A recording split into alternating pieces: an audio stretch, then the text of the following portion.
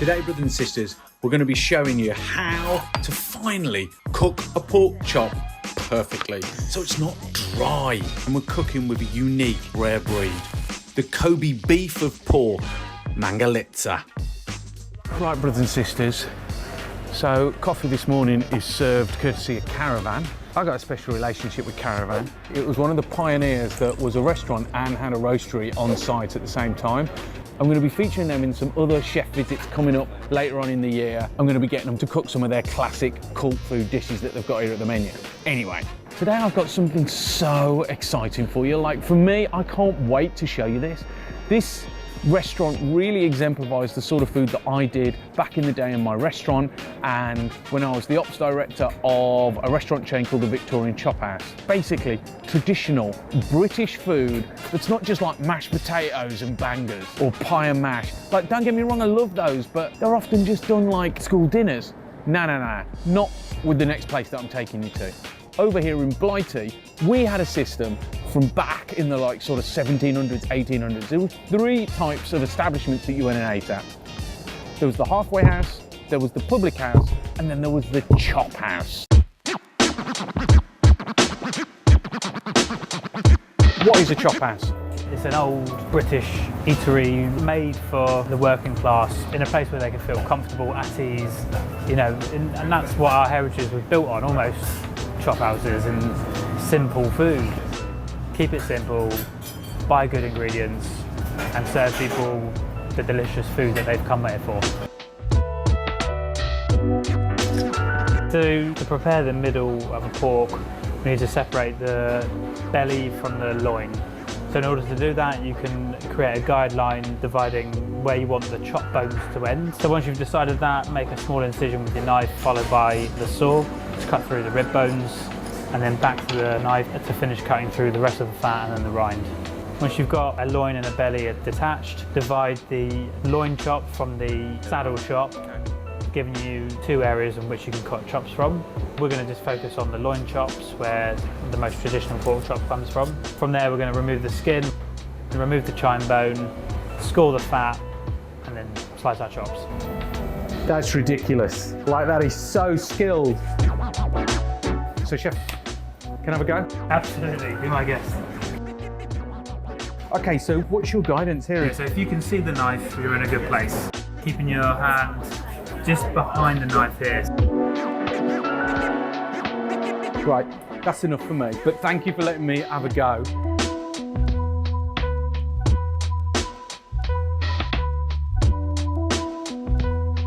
So now we're going to cut our chops. Want to give one a go? Love to, chef.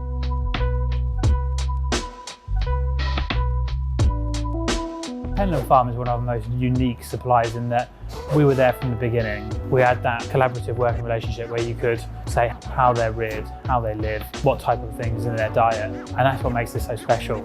Shaun uses pedigree Mangalitsa pork, the famed Hungarian curly-haired rare breed pork. It's their prized fat content that gives the meat its unique flavour. These pigs are happy pigs. They're reared with love, care and attention, and on average live 80% longer than your average porker. It's basically the best pork you can buy, and that's why it's known as the Kobe beef of pork. The main thing about cooking the pork chop the way we do is to showcase what the farmer's done. I mean, they put so much effort, so much hard work, so much passion into rearing these animals. Like, why cover it in loads of different seasonings and stuff? So to get the most out of that meat, cook it simply, serve it simply. We go with salt in a pan, finish with a knob of butter, and rendered in its own pork fat, and that's it.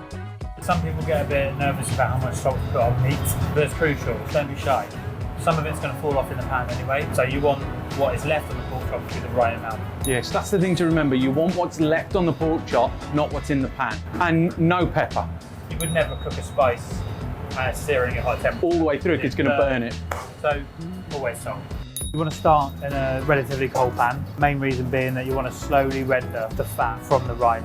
You don't want to go into a scalding hot pan. You don't want it to scorch or burn. Start it low, gradually building up the heat. It's going to take about 15 minutes to draw the fat out, making it crispy, delicious. And after which, we'll turn the heat right up, caramelise both sides of the pork chop. And We're going to turn it again and again until we've got that right. You don't want to take it too far so it burns, and it's not enough, and it's just, you're not doing it justice. Yes, got it. Oh, now.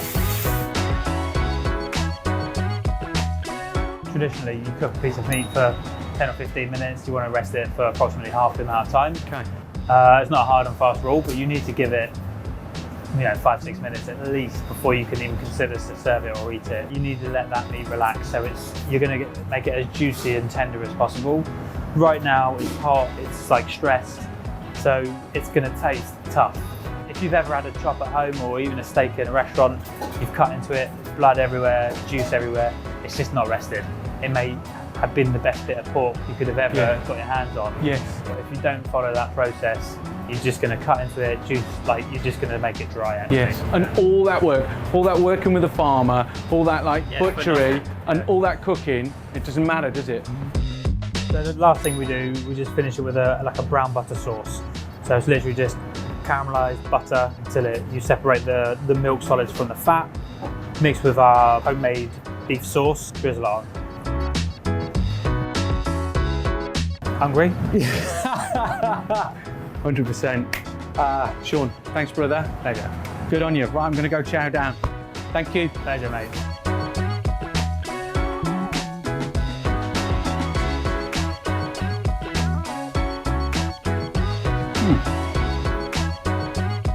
This is, without any shadow of a doubt, the best pork chop, not in London, in the world. It's spectacular. All that care, hard work, nursing, development, collaborating with the farmer, and then having the confidence not to fart about putting lots of stuff in there. Attention to detail, heat and salt. That's it. It's got to be started off slow. Start rendering out the fat because there's nothing else in the pan except the pork chop. You render it down, you bring out the fat, then you crank it up once you've rendered all that fat out, and you can start caramelizing, you can start coloring, you can start developing that crust and developing that flavor. Oh, I'm so impressed. This is what all food should be like, man. Because this pig has been treated so well and it's been reared with so much love, you taste it. You do, you just simply taste it. And the quality of the fat is insane. And it's like, if you're still thinking that fat is bad for you, then you're crazy. You don't understand what this is about. So then you've got this insane flavor. Let's just try and describe it for you. So first off, we're dealing with very, very developed, deep flavors that are brought right up to the point, but not burned. It's like New Year's Eve fireworks in your gob. Then you've got three different types of contrast. You've got the pork meat, you've got the crust of that meat, and then you've just got the can't think straight pork fat, which is just delicious. Eating it makes me feel like I wish the farmer and Shaun the chef were my parents. And he has the confidence to put it on the plate like it should be. Don't even speak to me about a sprig of parsley.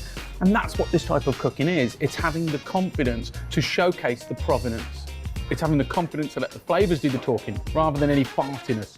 Sure, you could put some seasonings in it. Sure, you could use some garlic butter or whatever, but you're missing the point of all the hard work, of all the care and attention. Like, this is a study in perfect pork happiness.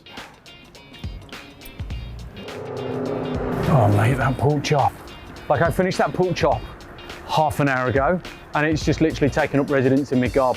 And it's just like stamping about going, yep, still here. Oh, friggin' hell. Like, there's some restaurants that are great and then there's others that you just have to go to. Quality Chop House, one you have to. And that was in 2003. And I was on my own in the kitchen with KP, who usually was a surfer, so if the surf was